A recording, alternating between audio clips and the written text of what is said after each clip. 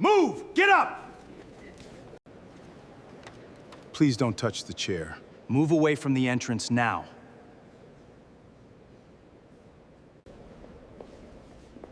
Why is he doing that? He's in a wheelchair. I have business here. That envelope matters. Everything matters to people who want attention. Wait, that name. Back to your station! Record all you want! We are. My daughter is waiting for my call. Then she can pick you up. Oh my God. Officer, easy! Easy for who? The officer's hands clamped around the wheelchair handles while the crowded courthouse lobby went silent. "Get up!" he barked, as if the black man in the chair had been pretending. Marcus Hale only held a worn photograph against his chest and said, "Please don't touch the chair." Why would a 52-year-old stranger in a faded field jacket be treated like a threat?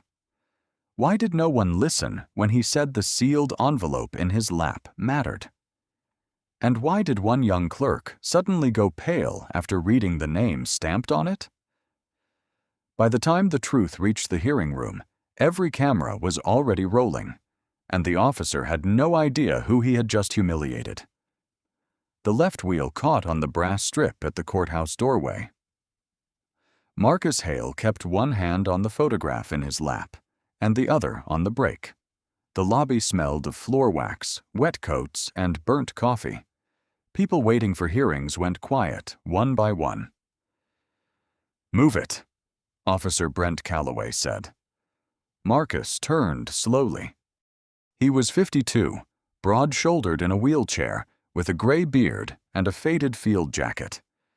"I have a hearing packet," he said. "Room 204. Registration closes at 9. Calloway's fingers clamped around the handles. "You're blocking the entrance. There's space on my left." A woman with a stroller glanced at the open tile, then lowered her eyes. "Don't teach me my lobby," Calloway said. "Hands off the wheels." "They're my wheels." Across the lobby, Lena Ortiz, 29, deputy clerk, froze with blue folders against her chest. Her dark hair was pinned too tightly, her thumb pressed into the top folder. She read the envelope on Marcus's lap. County Accessibility Hearing. Beneath it sat a seal she did not recognize. "Officer!" she called. Calloway jerked the chair backward. The photograph slid. Marcus caught it against his jacket before it hit the tile. For one beat, only rubber squealed and the elevator bell chimed. "Please don't touch the chair," Marcus said. "Then stand up and walk it out." A few people laughed because they thought they were supposed to. The sound died fast. Marcus looked down at the woman in the photograph, smiling from a porch. "I can't," he said. Calloway's jaw moved. "Convenient." Lena stepped closer.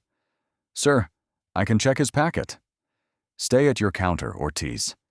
"He may be on the witness list." "He may be a problem. I'm handling it." Marcus lifted the envelope. "My name is on the docket." Calloway pushed the paper down against his lap. It cracked softly. No passing objects during an active removal. The lobby took a breath and kept it. A phone rose near the vending machines. A young man began recording. Calloway saw him. "Record all you want," he said.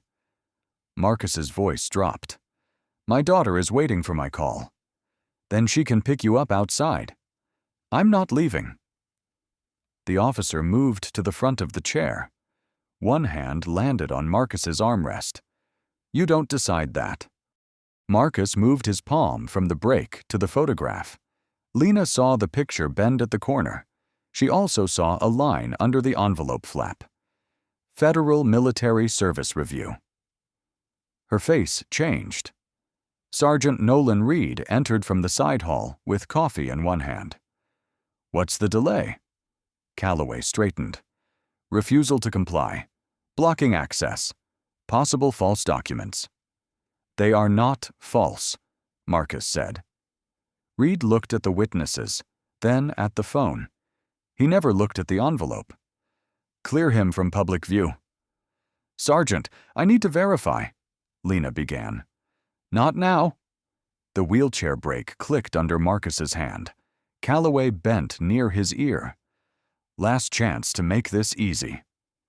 Marcus folded the photograph along an old crease, slid it inside his jacket, and placed both hands in his lap. "Easy for who?" he asked. No one answered. Above the hearing room doors, the red digital clock changed to 8:50, and Lena finally read the full name stamped across the sealed envelope. At 6:12 a.m., the copper frame slipped from Marcus's fingers and tapped the kitchen table. He caught it before it fell flat. The photograph showed Evelyn on their front porch in a blue sweater, one hand raised toward the camera. The corners had darkened from years of his thumb rubbing the same place. "Morning, Ev," he said. The house answered with the refrigerator's hum and a truck passing through wet leaves outside. October light sat pale against the curtains. Marcus set the frame beside a folder, then checked it again. Hearing notice, medical authorization, sealed envelope, service review, 2 copies of the access complaint. He touched the envelope last, his phone charged beside a pillbox. Naomi's name filled the screen with a message from after midnight. "Dad, I know you'll say you're fine. Please don't do that thing where you act like a courthouse is the grocery store. Call me before you go in, okay? I can still take the morning off." Marcus pressed record. "Baby girl, I'm leaving at 7:30. I have the papers. I'll call when I'm checked in. Don't miss work over a county elevator." He looked at Evelyn's photograph. "Your mother would say I'm wearing the wrong shirt." He sent it before he could erase the line. A knock came low on the back door. Jonah Price stood outside in a school hoodie, 12 years old, skinny as a broom handle, holding a plastic bag of biscuits.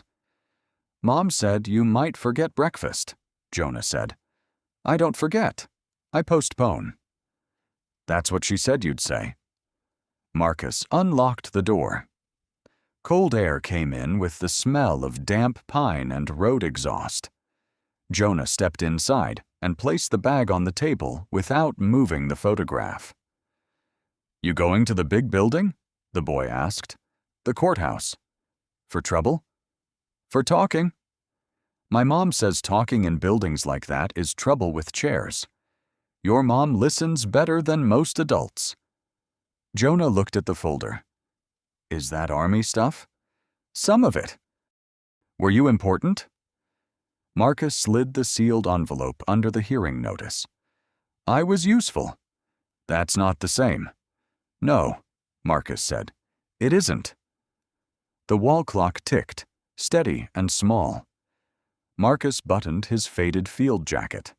Evelyn's smile had a crack across it where the glass had once broken. Jonah noticed. "You want me to put that in the folder?" "No." Marcus opened the inside pocket of his jacket. "It rides with me." Outside, the ramp waited slick from dawn mist. Jonah held the door while Marcus rolled onto the porch. The boards creaked under the chair. "Brake first," Jonah said. "Ramp second. Hands clear." "Good man." Jonah walked beside him, one palm hovering near the chair but never touching it. Halfway down, a wheel bumped over a swollen plank. Marcus gripped the rim. "You okay?" "Still here." At the sidewalk, Jonah zipped his hoodie to his chin. "Mr. Hale?" "Yes." "If they don't listen, do you get louder?" Marcus looked toward the bus stop. Morning traffic hissed on wet pavement. In his jacket, the photograph rested against his chest, stiff and warm from the house. "No," he said. "I get clearer." The bus sighed to the curb at 7:34, lowering its lift with a tired beep, and Marcus rolled forward with the sealed envelope flat across his knees. The bus lift groaned at 8:18 a.m. and settled onto the courthouse curb with a metal sigh. Marcus rolled into a wind that slipped under the blanket across his knees. Wet leaves scraped the gutter. Above the steps, the county seal shone with rain. "You need the side entrance, sir," the driver called. "I have business at the front. That ramp's been jammed all week." A delivery truck blocked the curb beside a crooked sign, "Accessible entry." "I'll manage." Each push up the wet grade took effort. The courthouse smelled of soaked stone and diesel. A security woman under the awning raised her hand. "Can't sit there." "I'm entering." Her badge read, Voss. Miriam Voss, 46, had silver at both temples and a pencil behind one ear. "Use the side door." "It's blocked." She glanced at the truck. "Deliveries run early." "Not today." Councilman Everett Pike came up the steps in a navy overcoat, scarf tight under his chin. "I want the vote clean before lunch," he said into his phone, then stopped. "What is this?" "A citizen trying to enter," Marcus said. Pike lowered the phone. "Miriam, we can't have people gathering here. Press will be here." "He says he's on the list." "I am. Room 204. Pike looked from the field jacket to the wheels streaked with street grit. "There's a process." "I'm following it." "By blocking access?" A woman squeezed around Marcus with a dripping umbrella and whispered, "Excuse me," without meeting his eyes. Marcus backed 6 inches. "There is access." Pike noticed the envelope. "What's that?" "My statement." "Submit it properly." "I'm trying." Miriam reached for the folder. "Let me see the notice." "You can read it. Please don't remove it." Her fingers paused. For the first time, she looked at his face. A patrol car door shut at the curb. Officer Brent Calloway strode over, boots striking stone. His uniform looked pressed flat enough to cut paper. "Miriam," he said. "Problem?" Pike slipped his phone into his coat. "This gentleman refuses to clear the entrance." "I have a hearing," Marcus said. Calloway did not look at the notice. "You heard the councilman." "I heard him. He's mistaken." The pencil slid from behind Miriam's ear and tapped the floor. Calloway stepped close. Marcus smelled mint gum and rain on wool. "Name?" "Marcus Hale." "ID." Marcus opened the folder. The wind lifted the top sheet, showing the corner of a military seal. Pike saw it and looked away. "My ID is inside." "Hand it over." "You may inspect it here." "This isn't a negotiation." Inside the glass doors, warm lobby light opened and vanished as an employee slipped through. Marcus could see the security desk, elevator, room 204, and a clock moving toward 8:30. "Miriam," he said, "registration closes at 9. She swallowed. "Officer, maybe we should check." "Step back," Calloway snapped. Calloway moved behind the wheelchair. "You're going to the side entrance." "The side entrance is blocked." "Then wait." "I was invited to speak." Calloway's hands closed around the handles. Marcus set both brakes. The click was small, but everyone heard it. Through the glass, people in the lobby began to turn, and Sergeant Nolan Reed appeared from the hall, coffee in hand, watching the scene grow. The brake click hung in the air when Sergeant Reed pushed through the glass doors. Rain spotted his tan coat. His paper cup steamed in the draft. "Calloway, why is the front door stopped?" "Refusal to move, Sergeant." Marcus kept his palms open on the rims. "The side entrance is blocked by a delivery truck." Reed glanced toward the curb. "Miriam?" Miriam Voss bent for her dropped pencil. "There is a truck there." "It'll clear." "Registration closes in 30 minutes, Marcus said. Calloway leaned over him. "He keeps talking over us." I answered the question. You're creating a scene. Rain dotted Marcus's blanket. People watched through the glass. A man in a gray suit walked through the open space on Marcus's left. Marcus turned his head. He passed. Calloway's eyes narrowed. That's not the point. What is? The point is, you were told to move. Marcus opened the folder. Visitor pass, hearing notice, identification. He held the pass between two fingers. Calloway slapped it down before taking it. The plastic clipped Marcus's knuckle, slid off the folder, and landed on the wet stone face down. Could someone pick that up? Marcus asked. Leave it, Calloway said. It has my docket number.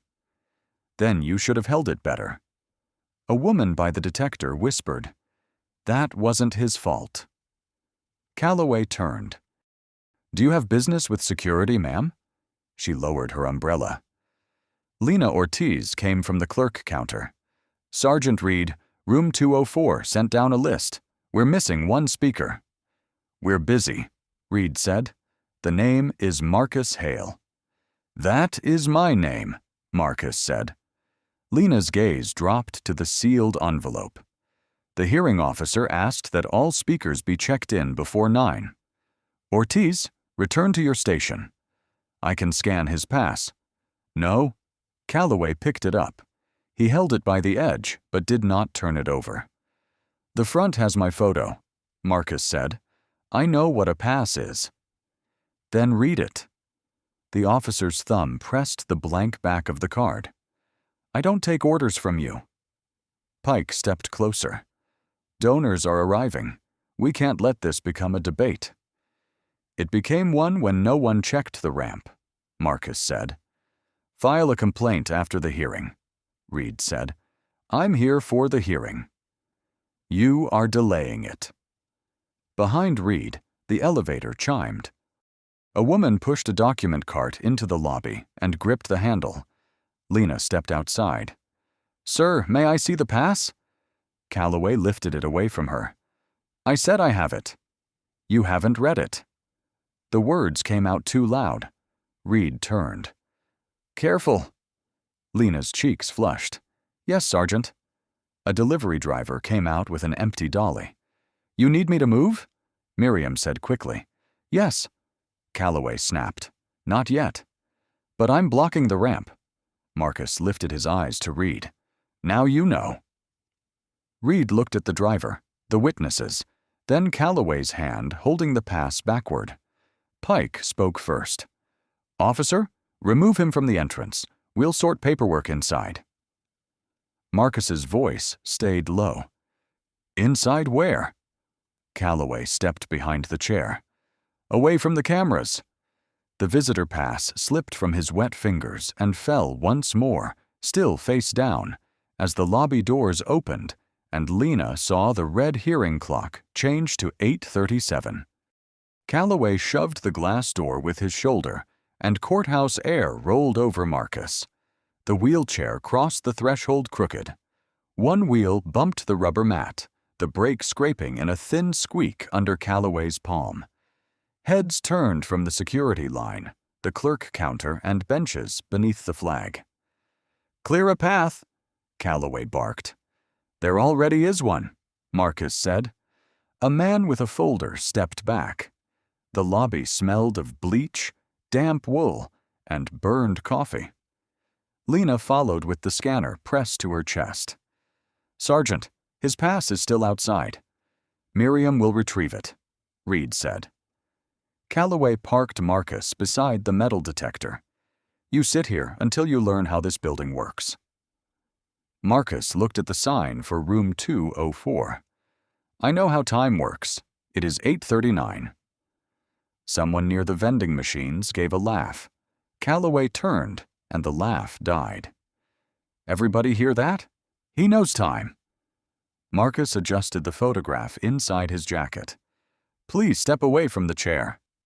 No, you don't get special rules because you roll in loud. I rolled in quiet. Caleb Monroe stood by the vending machines, 34, narrow-faced, with a press badge and a coffee stain on one cuff. He lifted his phone chest high. Reed saw him. "Sir, no filming security procedures." Caleb lowered it an inch. "Is this a restricted area?" "It is when I say it is." "Then say it for the record." Calloway stepped between him and Marcus. "Put it away." Marcus turned his head. "Let him keep it." "You don't direct witnesses," Calloway said. "No, I remember them." Pike entered, brushing rain from his sleeve. "Why is he still in public view?" "Because you brought him through the public lobby," Caleb said. Pike stared at the phone. "Who are you?" "Someone watching." Calloway reached for Marcus's folder. Marcus closed his hand over it. "Do not touch the envelope." "Contraband check." "It is a hearing packet." "You don't decide that either." The brake squeaked again as Calloway leaned his weight against the chair. Marcus's jaw tightened once. A woman in scrubs near the elevator whispered, "He said don't touch it." "Ma'am," Reed said, "continue to your appointment." She looked at Marcus. The elevator arrived. She stepped inside. Shoes crossed tile. Rain ticked against the glass. Marcus sat still in the center of it, where people had to choose whether to see him. Lena came around the counter. "I can check him in right here." Reed blocked her path. "You were instructed. If he misses registration, the record will show he failed to appear." "Then the record will be wrong," Marcus said. Calloway bent close. "You keep that tone, and you'll be removed from the building." "What tone?" "The one where you think you matter." The lobby went flat quiet. Caleb's thumb moved on his phone screen. Recording. Marcus looked down at his lap. The envelope corner had bent. He smoothed it with 2 slow passes.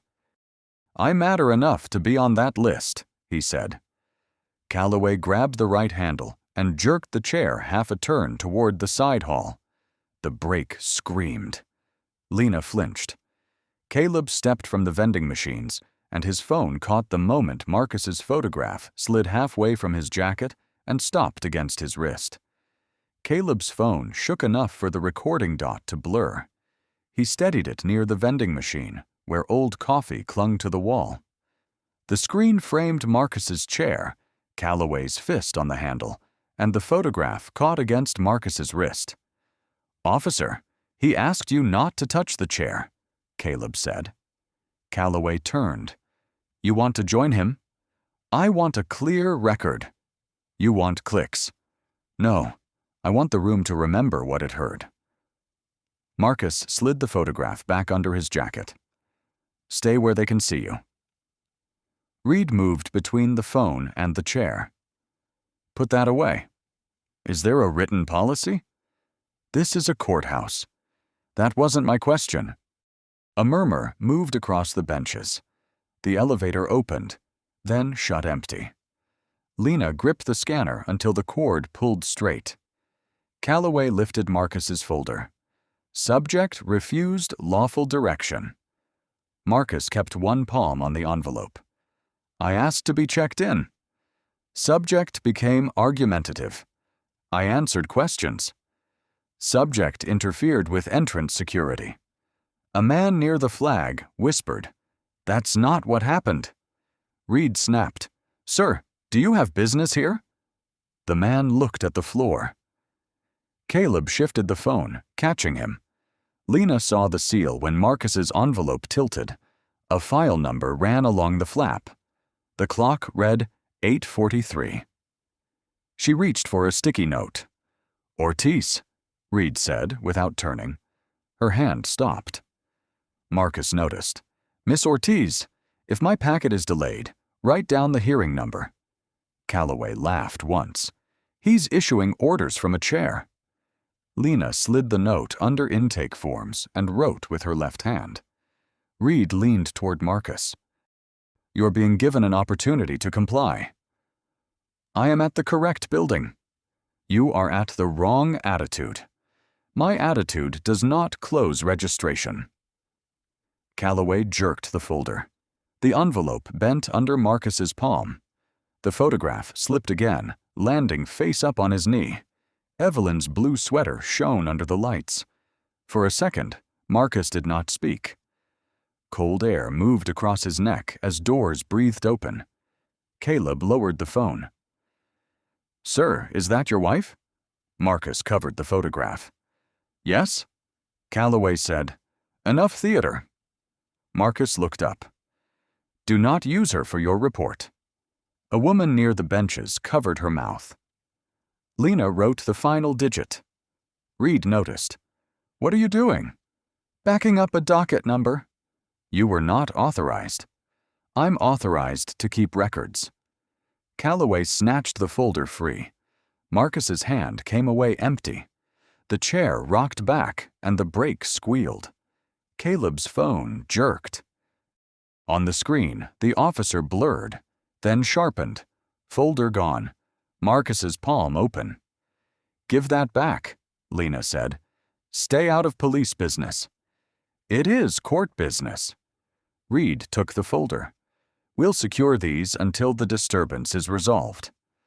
"My hearing starts in 17 minutes, Marcus said.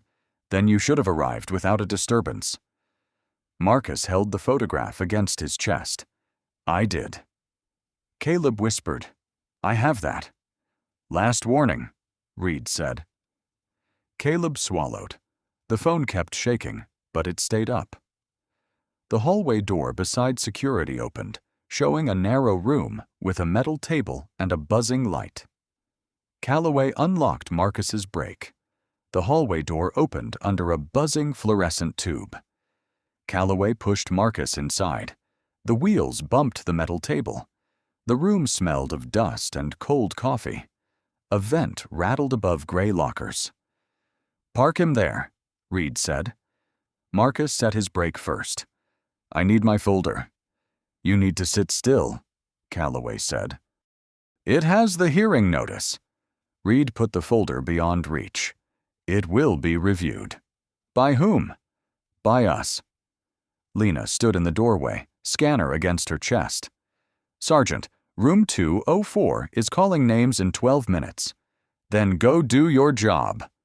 "This is part of it." Calloway pointed at Caleb, who had followed, recording. "Back up." "I'm in a public corridor," Caleb said. Calloway stepped forward. Caleb backed away. The door stayed open just enough for Marcus to see shoes in the hall. Reed reached toward Marcus's jacket. "Phone?" Marcus touched his breast pocket. "Why?" "Security hold. I haven't been searched under policy." "You are not deciding policy today." The phone came out with Evelyn's photograph pressed against it. Marcus separated them carefully. "Don't take that," Lena said. "The photograph." Marcus slid it back inside his jacket. Reed took the phone and set it beside the folder. Its screen lit at once. Naomi Hale. The name glowed white on black. It vibrated against the table with a buzz. Calloway glanced at it. "Daughter?" Marcus did not answer. Reed reached to silence it. "Please," Marcus said. "One sentence. No calls during a security matter." "She's waiting for confirmation I arrived." Calloway laughed through his nose. "You arrived." The buzzing stopped. The missed call icon stayed. Lena tightened her grip on the scanner. "If he's on the witness list, we're preventing appearance." "We're preventing disruption," Reed said. "Then let me verify him." Reed took the sticky note from her hand. "You copied a number without instruction." It was visible. Marcus watched the paper fold in Reed's fist. The wall clock clicked to 8:52. Beyond the door, a clerk's voice carried through the speaker.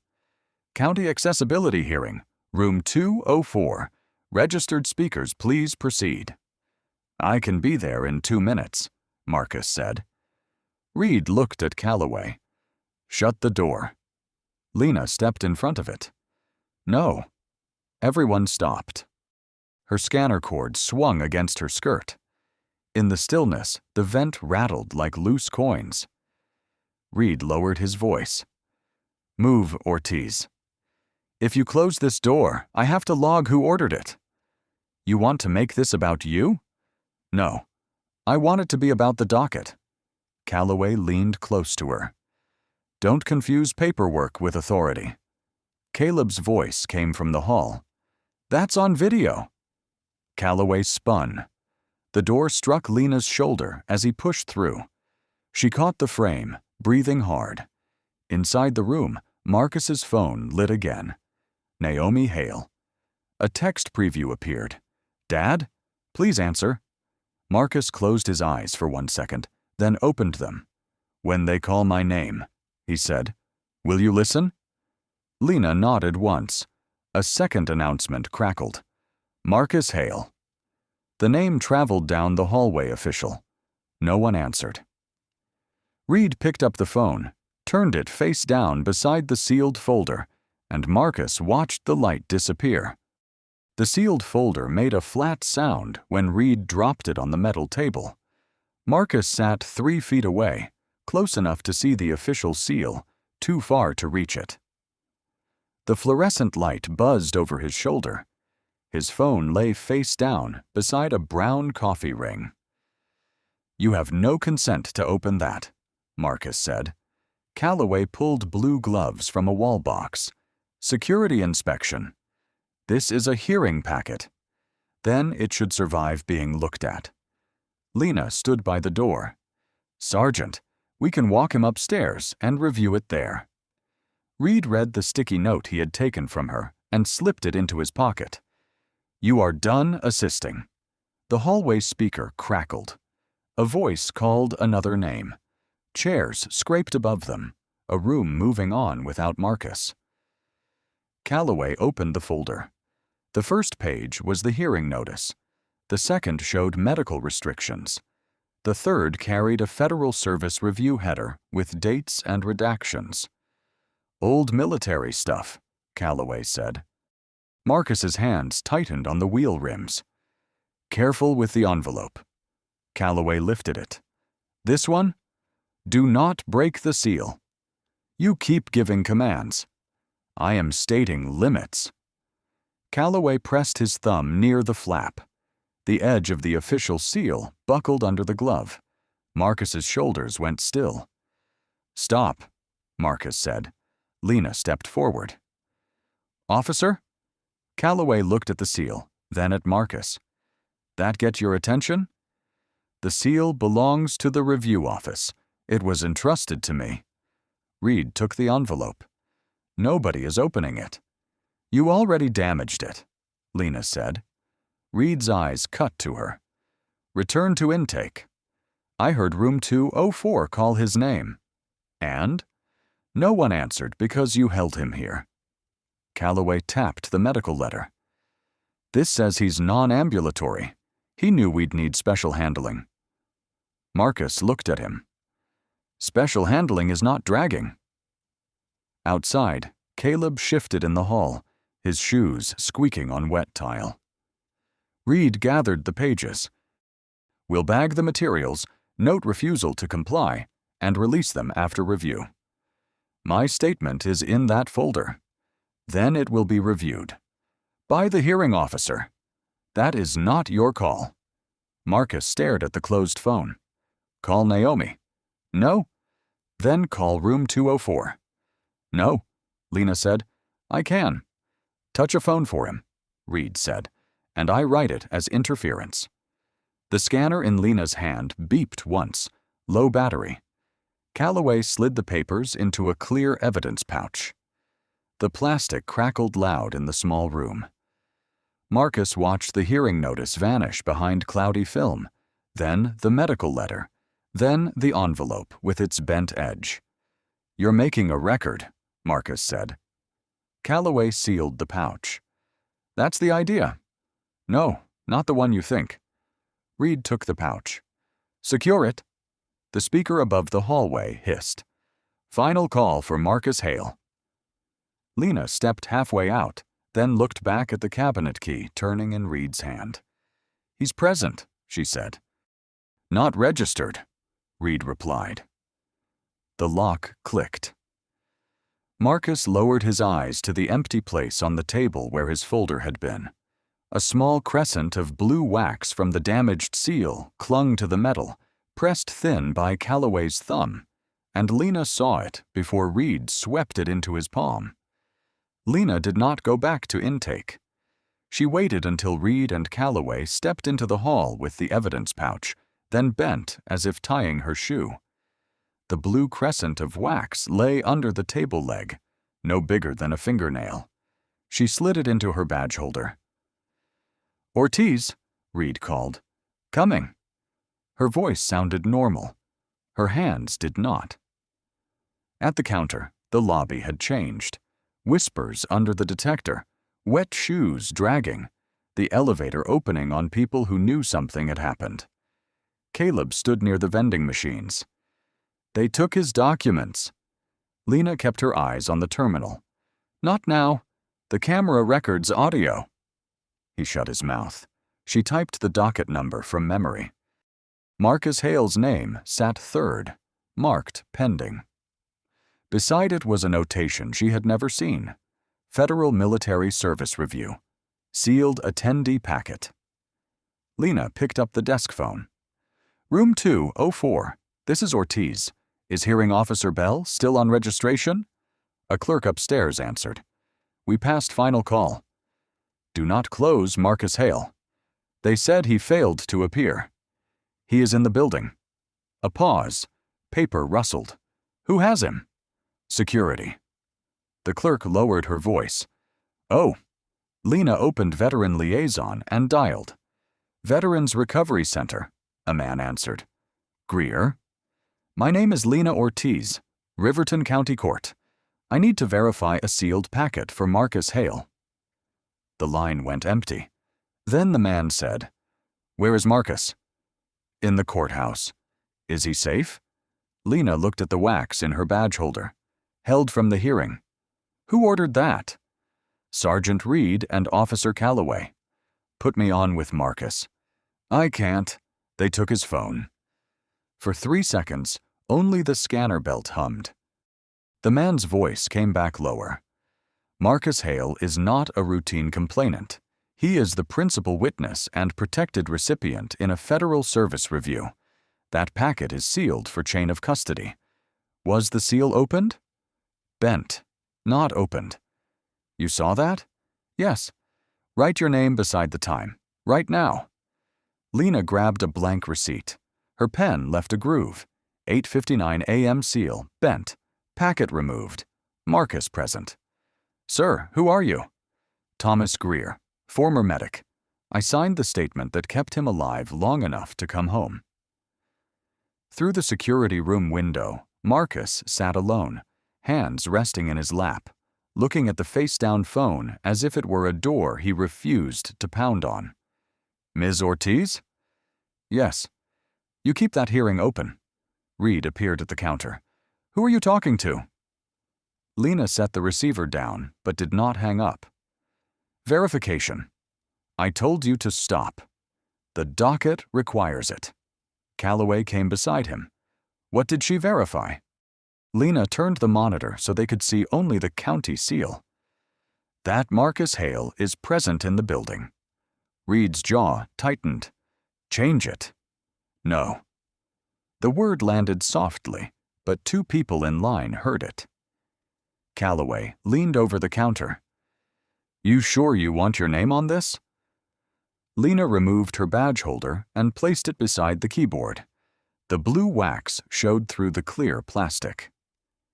"It already is," she said. Behind Reed, the elevator opened. An older man with a cane stepped out, breathing hard, eyes searching the lobby like he had been running through years instead of rain. The older man's cane struck the marble once, hard enough to turn the line. "Where is Marcus Hale?" Thomas Greer was 56, rain shining on his gray coat. He looked past Lena's counter toward the hall. Reed stepped forward. "Sir, intake is to your left. I called intake. Intake called me. Lena lifted the receiver. Mr. Greer! That's me. His eyes found her badge holder. You saw the seal? Yes. Then you saw enough. Calloway moved in front of him. This is an active security matter. Thomas planted the cane. The tap cracked across the floor. No, this is a witness being held from a public hearing. Benches went quiet. Caleb stood by the vending machine, phone in hand. The lobby smelled of rainwater, dust, and old coffee. Reed lowered his voice. You need to calm down. Someone took a sealed packet from a paralyzed veteran. Calloway looked him over. Former military?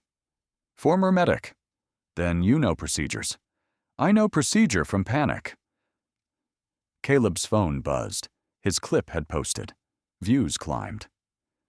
Through the window, Marcus sat under buzzing light, phone face down on the table.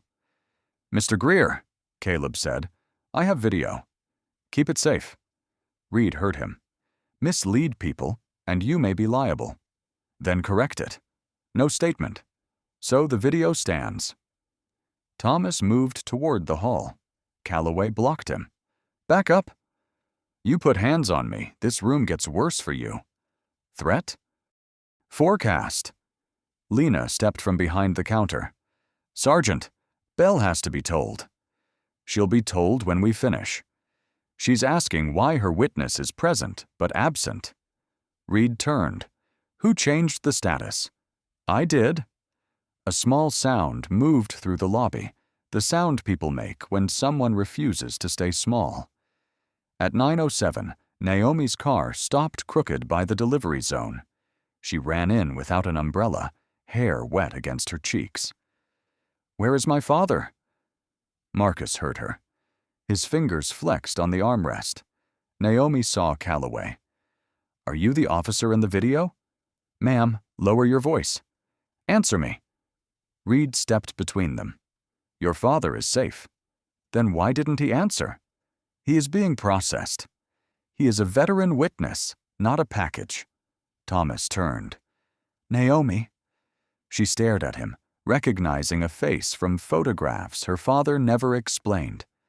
Mr. Greer. I tried to get here sooner. Why didn't he tell me? Because Marcus still thinks silence protects everyone. The words reached the security room. Marcus closed his eyes once, then opened them. The elevator dinged.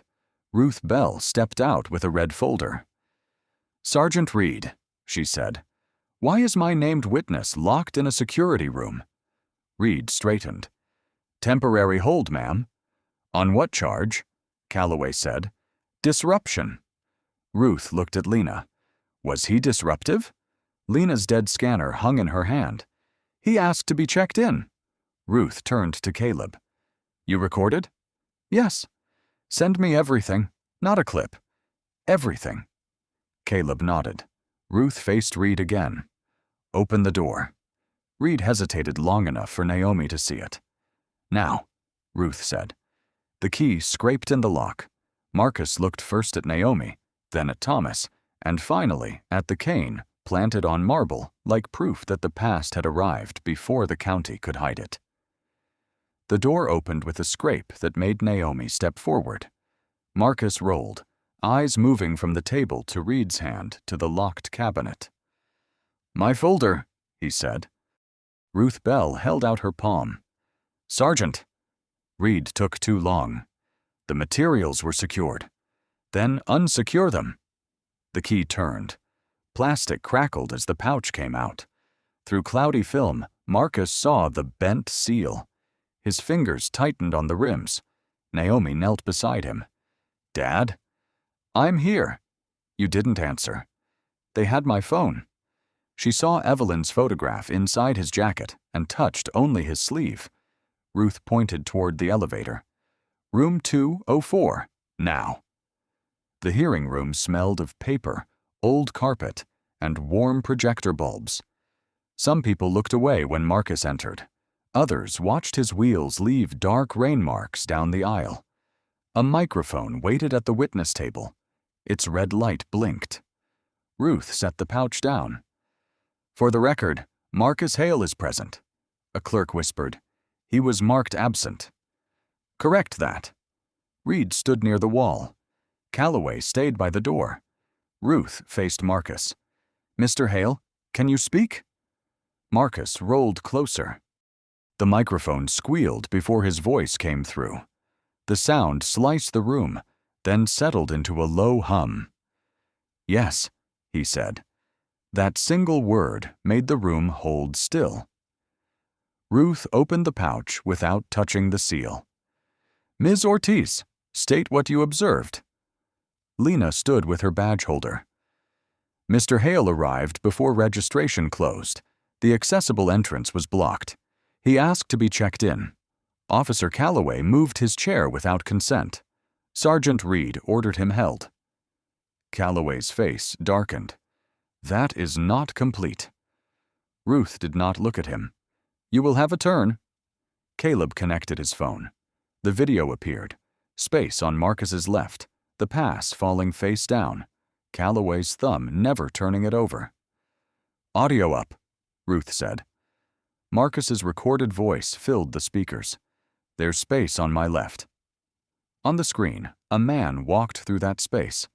Pike touched his scarf, though the room was warm. Reed stepped forward. "The angle lacks context." Ruth clicked another file. "Then let's add context." The courthouse camera showed the lobby. Open tile. The wheelchair turned. The folder taken. The security room door closing while the speaker called Marcus's name. The room went quiet enough to hear the projector fan. Ruth's pen stopped. "Sergeant, did you know he was on the docket?" Reed cleared his throat. "We had conflicting information." "From whom?" He looked toward Calloway. Calloway said, "He refused to comply." Marcus leaned toward the microphone. It squealed again, softer this time. "I refused to disappear." Naomi pressed her fist to her lips. Thomas stood behind Marcus, one hand on his cane. Lena looked at the blue wax. Ruth said, "Mr. Hale, your statement may proceed. First, this record will be preserved." Marcus removed Evelyn's photograph and laid it beside the microphone, facing himself. "I came to speak about access," he said. "You have already heard my example." Ruth ordered the clerk to save videos and notify review. Calloway's radio hissed. No one answered it. When Marcus looked up again, every person in room 204 waited for the quiet man they had nearly erased. The monitor went black before anyone spoke. Naomi saw her own face in it first. Wet hair in uneven strands, eyes fixed on her father's chair. Behind her reflection, Marcus sat with Evelyn's photograph on his lap. Investigator Dana Whitlock entered with a tablet. She was 39, small-framed, silver hoops in her ears, a pen clicking between her fingers. "For the record," Dana said, "this is an administrative review. Mr. Hale, do you need a break?" Marcus adjusted the photograph. "No." Naomi turned. "Dad." "I waited years. I can sit." Donna clicked the pen. "Officer Calloway, 3 prior complaints involved mobility devices. 2 involved failure to read medical documentation." "Complaints are not findings," Calloway said. "No, they are dates and witnesses." Reed leaned forward. "Do not frame this as a pattern." Body camera footage filled the wall. Rain spotted the lens. Marcus's voice came through clear. "The side entrance is blocked," Calloway answered. "Then wait." Dana paused it. "Sergeant Reed, did you verify the ramp?" "I relied on my officer." "The truck is visible." Lena sat by the door. "The driver offered to move it." Donna played the clip. "You need me to move?" the driver asked. Calloway shifted. The floor squeaked. Naomi whispered. "They heard him." Marcus looked at his hands. "Yes." The footage jumped to the lobby. The pass fell face down. Calloway held the blank side. Marcus said, "Then read it." Everyone watched him not turn it over. "Why wasn't the pass scanned?" Dana asked. "The situation was escalating," Calloway said. "Who escalated it?" No one answered. Thomas Greer's cane rested across his knees. "Ask about the chair." Dana nodded. "Policy says a mobility device may not be moved without consent unless there is immediate danger. Identify it." "Obstruction. People are walking around him." Caleb said from the back. "It got quiet after he told him to stand." "Both recordings have that," Dana said. "It was a figure of speech." Naomi stood so fast her chair scraped. "A figure of speech?" Marcus lifted one hand. "Naomi. He had the medical letter." "Baby girl." The old name stopped her. She sat, fingers curled around the table. Dana played the security room clip. Plastic crackled. The sealed packet bent under Calloway's thumb. Marcus's phone glowed face down beside it. Naomi did not blink. "I called twice. I saw the light," Marcus said. "You didn't tell me it had gotten this bad. I didn't want you carrying what I could still carry." Dana lowered the tablet. "Why does the packet matter?" Marcus touched the photograph. "My wife kept the first copy in a cereal box. She said paper survives when nobody thinks to look there. That review explains why I came home in this chair. It shows what happens when a system writes the wrong thing and everyone signs it." Reed rubbed his forehead. "No one intended." Marcus turned. Intent did not hold the door shut. Donna closed the file. Preliminary finding. Mr. Hale was present, blocked from participation, and deprived of documents without proper review. Referral begins today. Her reflection returned on the monitor, not toward Calloway, but toward her father, as if seeing the weight hidden in every quiet answer. The settlement folder sat unopened at the center of the council table. Marcus rested both hands on his wheels while City Attorney Helen Marsh adjusted the microphone, glasses hanging from a red cord. "Mr. Hale," she said, "the city acknowledges procedural failures on October 17th. Marcus looked at the folder. "Say what happened." Helen swallowed. "You were denied access to a public hearing. Your documents were removed without authority. Your wheelchair was moved after you withdrew consent." Naomi exhaled beside him. Thomas Greer's cane lay across his knees. Lena stood near the back wall. Councilman Pike shifted. "The city has reached a compensation agreement." Helen opened the folder. Paper whispered. $7.4 million, subject to final signature. Cameras clicked like insects. Calloway was not in the room. Reed sat 3 rows back in a jacket. "Where is Officer Calloway?" a reporter asked. "His employment has been terminated," Helen said. "Related conduct has been referred to the Standards Commission." "And Sergeant Reed?" "Removed from supervisory duty pending final review." Pike leaned into his microphone. "We must not let one incident define this county." Marcus looked up. "One command defined my whole morning." Pike's fingers tightened. "Mr. Hale, I only meant—" "I know what you meant." Helen turned a page. "Mr. Hale has requested additional terms." "Additional?" Pike said. Marcus rolled closer. The room smelled of hot lights and damp coats. "The money repairs what you measured," Marcus said. "It does not repair what you trained people to ignore." Helen nodded. "An accessibility fund, seeded from the settlement." Naomi turned to him. "How much?" $2 million. Her hand stopped on his chair. Thomas looked down at his cane. Pike whispered, "That is voluntary?" Marcus picked up a pen but did not sign. "No, it is necessary." A woman raised her hand. "What would the fund do?" Lena answered first. "Ramps inspected monthly. Complaint records published quarterly. Emergency contacts returned before holding anyone from a proceeding. Helen glanced at her notes. And training. Not a slide deck, Marcus said. Real training. Caleb asked, who oversees it? Marcus turned to Lena. People who read the pass before they moved the chair. Lena's eyes dropped. When she raised them, she said, I'll serve if appointed. Pike cleared his throat. That appointment has not been discussed. Discuss it, Naomi said. The crowd made a low sound, not applause. Agreement finding its feet. Helen slid the signature page forward. Mr. Hale, the settlement does not require you to speak further. Marcus took Evelyn's photograph from his jacket and set it beside the folder. The old crease caught the light. My wife told me never to sign while angry, he said. So I waited.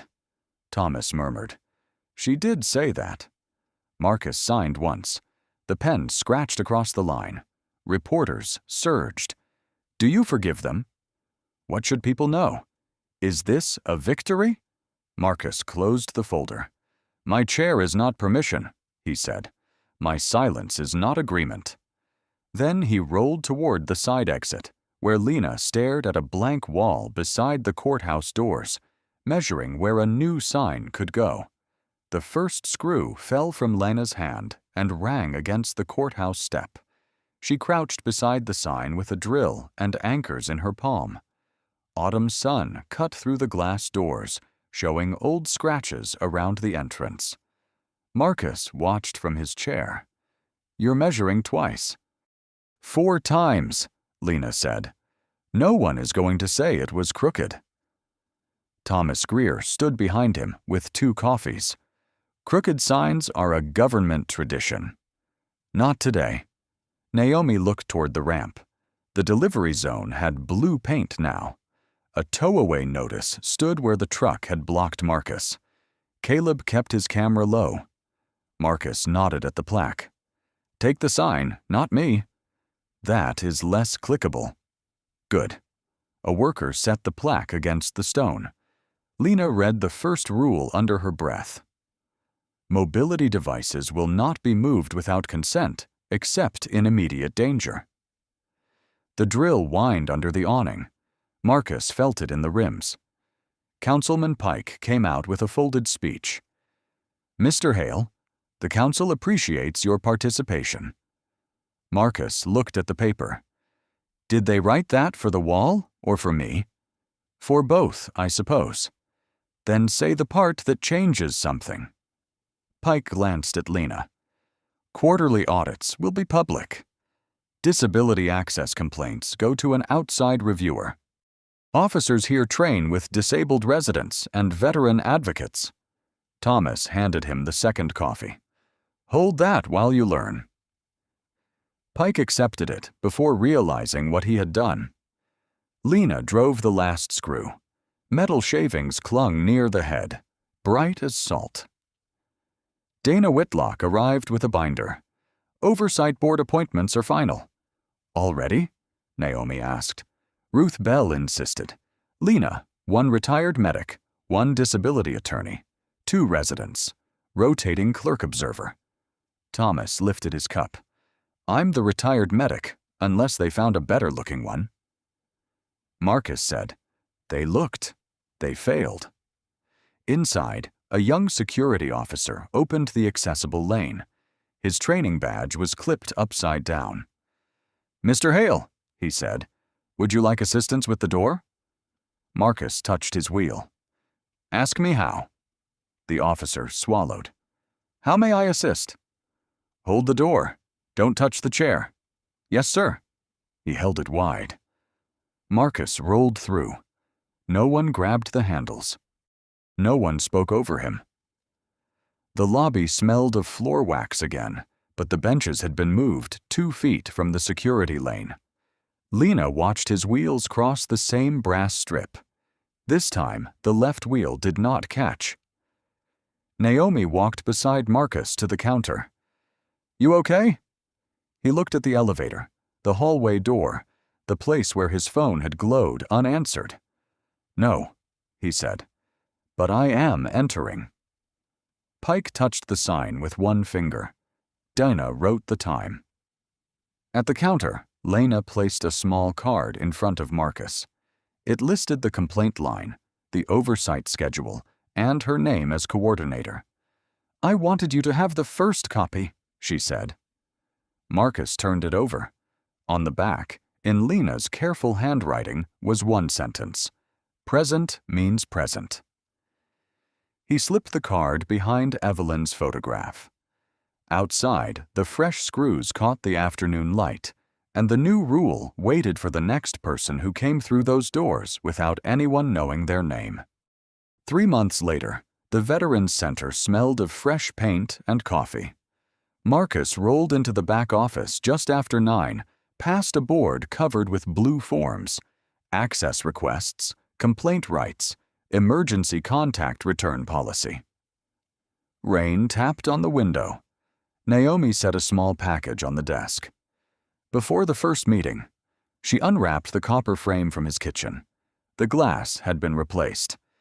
Evelyn's photograph sat straight now, no crack across her blue sweater, the old crease still visible where it bent in his jacket. You fixed it, she said before he could. Thomas Greer placed 2 paper cups beside the folder rack. That sounds like Evelyn. Naomi smiled, then looked away. I should have known more. Marcus shook his head. I should have let you. Before lunch, Lena Ortiz arrived with the first oversight report, her coordinator badge clipped to a dark coat. She knocked, waited, and entered after Marcus waved her in. Quarterly audit, she said, laying it on the desk. 8 ramp violations corrected. 2 officers retrained. 1 complaint reopened from last year. Thomas leaned on his cane. That's a thicker folder than most apologies. Naomi asked, And Calloway? Termination upheld, Lena said. The Standards Commission suspended his certification pending review. He cannot work patrol during it. Read. Demoted out of courthouse supervision. Mandatory training, and the Ethics Board is reviewing his report. Marcus looked at the pages, not the names. His finger stopped on the procedure section. That afternoon, the courthouse lobby appeared on a monitor in the center meeting room.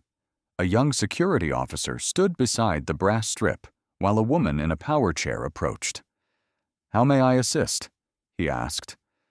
Hold the door, she answered. Don't touch the chair. He held it open. Her wheel crossed smoothly. Caleb Monroe lowered his camera. That's the shot.